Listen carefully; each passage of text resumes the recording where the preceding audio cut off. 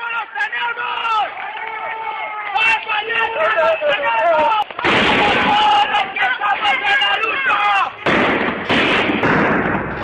¡Pero ya!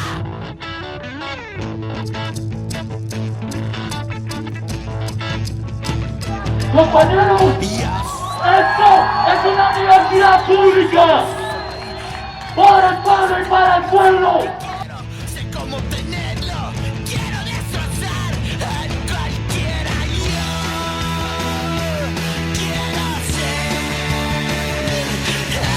anarquía. ¡No hay ninguna universidad de baratos! Y aquí, hoy, queremos saludarlo. No venimos a atropellar a nadie, no es nuestra intención utilizar la violencia. Su futuro es un desastre. Yo quiero ser anarquía. En los años 60, mientras los hippies se estaban posicionando como una gran masa de jóvenes dispuestos a combatir el mundo con paz y amor, se terminaba la dictadura de Rojas Pinilla. La inconformidad de los estudiantes de la Universidad Industrial de Santander se intensificaba cada día más. A raíz de todo el contexto producido por las primeras protestas que se daban, más que reproches por algunas decisiones tomadas por las directivas, estas marchas terminaban en enfrentamiento con la policía, ocasionando muertos, heridos y jóvenes capturados y llevados a la cárcel. Unos por consecuencia de estar dentro del tropel y otros por tener suerte de estar pasando por ahí, como lo fue el caso de Ricardo, que aún siendo estudiante de colegio fue capturado como participante de dichos disturbios. Estos conflictos se trasladaban a diferentes barrios. En alguna ocasión yo estudiaba en el colegio de Rey Solís y no estábamos participando en nada, simplemente estábamos en clase y hasta allá llegó la revuelta, nos cogió la policía así a punta de gases lacrimógenos. En ese momento pues salimos, nos enfrentamos con ellos y tuve la mala racha de quedar entre los detenidos.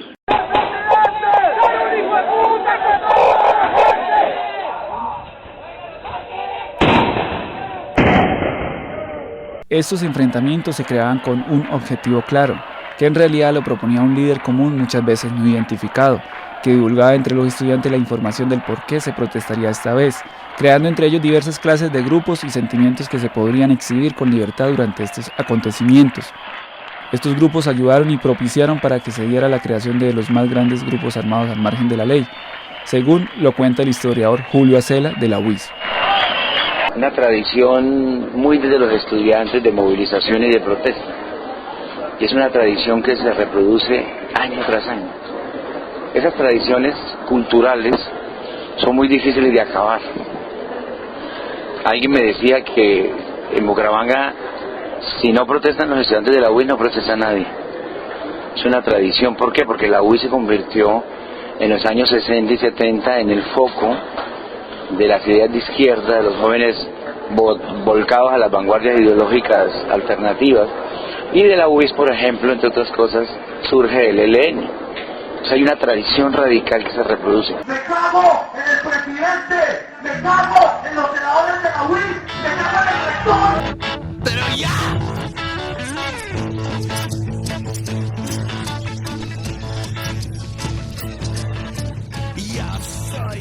Cualquier estudiante que llegue a la UIS de donde sea se encuentra con esa tradición, expresado en los murales, en los afiches. Eso de alguna manera, en diferentes contextos y con características diferentes en cada periodo, es algo que se reproduce. Eso choca, aquí viene un poco la gran paradoja de la universidad, que tradicionalmente igualmente se ha manejado de una manera muy conservadora. O sea, es un medio cultural muy alternativo, muy radical. Los estudiantes, usted encuentra estudiantes gnósticos, radicales. Si nos ponemos una máscara, posiblemente mañana amanecemos amenazados y después muertos.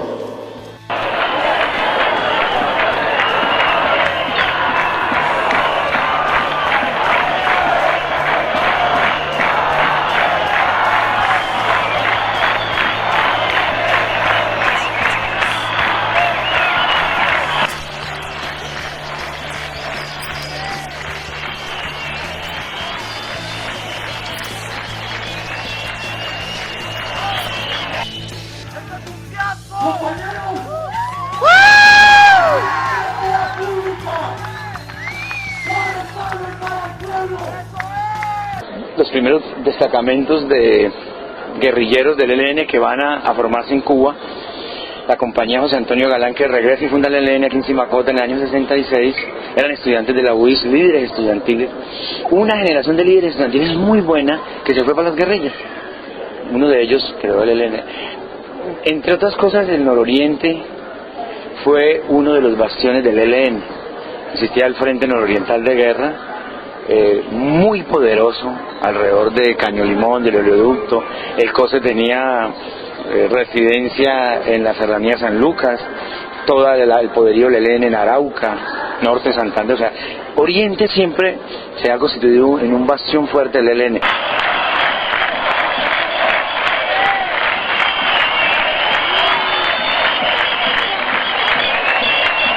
A ver, eso fue en el año, por ahí para el mes de septiembre del año 76. En ese momento el Virrey, que era un colegio privado, pero que como todos los colegios tenían sus líderes y sus ideas, en esa época muy socialistas, muy comunistas, llevaban comités y llevaban cosas y representantes hacia el sitio donde eran siempre las marchas y las protestas.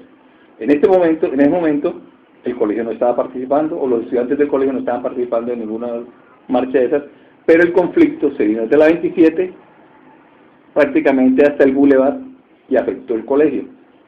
En esos instantes, pues, el colegio fue atacado por la policía con gases. Es un colegio donde vivían niños desde kinder hasta en esa época sexto bachillerato, y la gente se resintió mucho. Entonces lo que hicimos fue hacer un grupo grande, salir y correr la policía hasta la 27, con la mala fortuna de que los estudiantes de la UIS habían partido hacia el Colegio Santander, y los del Virrey Luis quedamos aparte, rodeados, ¿sí?, por todos los grupos antimotines que había en ese momento en el sector. Hoy me propongo fundar un partido de sueños,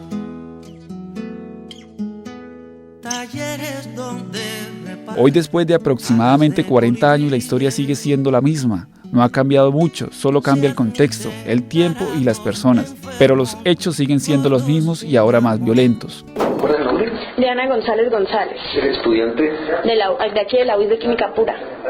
Bueno, yo iba caminando hacia el Camilo Torres, iba a ir a trabajar a la escuela de química, entonces iba mirando un mensaje en el celular, cuando de repente escuché que algo estalló y me cayó muchísimo humo en la cara y vi que volaban como unas pepitas negras, no estoy segura si era pólvora.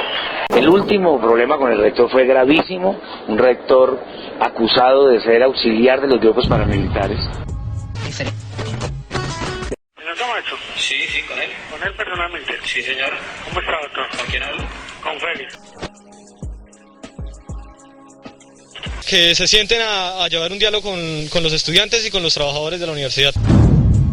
Por otro lado, los estudiantes de la misma UIS no son los únicos afectados, puesto que también la infraestructura de la universidad se ve afectada por los disturbios, los negocios aledaños, los estudiantes de los colegios que se ubican cerca de este establecimiento de educación que no tiene nada que ver con las problemáticas que existen en dicho plantel.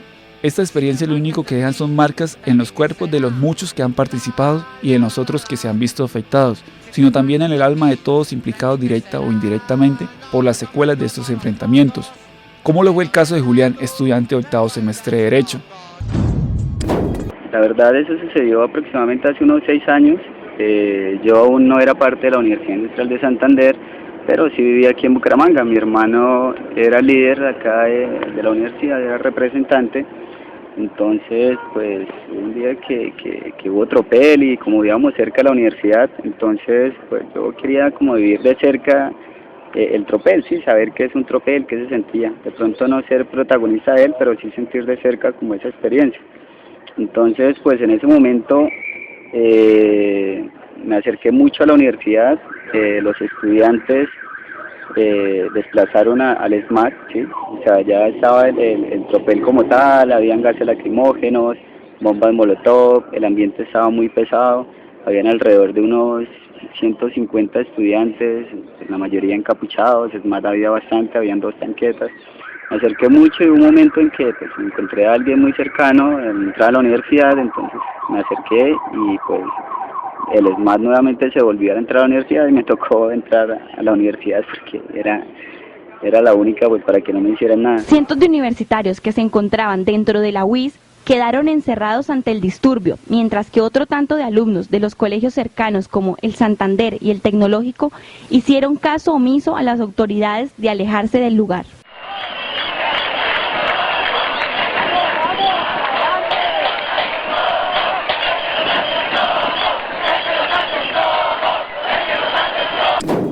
En ese momento, estando cerca, era más o menos las 11 de la mañana, estando cerca a la portería de la universidad, cuando la tanqueta se acercaba a la universidad, vi como un estudiante caía de espaldas, ¿sí?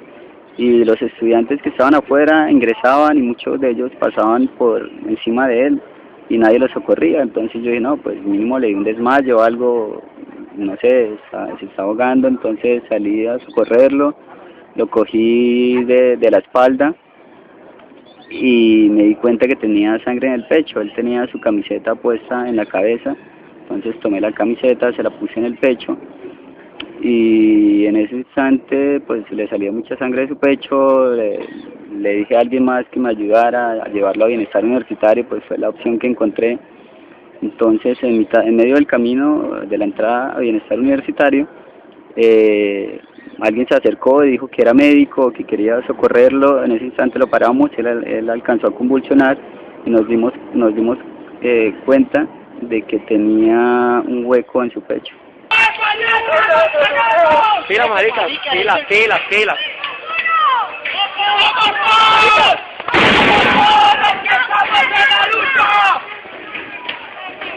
Pila los que están tirando piedras atrás con los de adelante.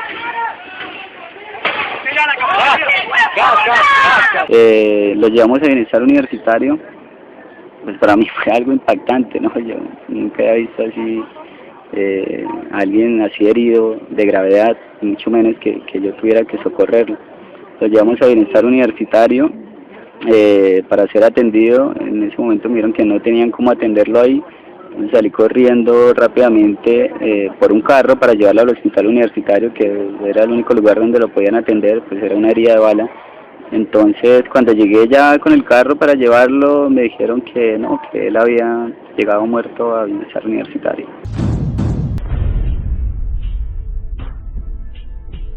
Para mí fue una experiencia muy, pues no sé, terrible, desagradable, porque nunca había sentido la muerte tan cerca, y mucho menos de un estudiante. La verdad no me importaba quién era, pero me dolía la muerte de alguien.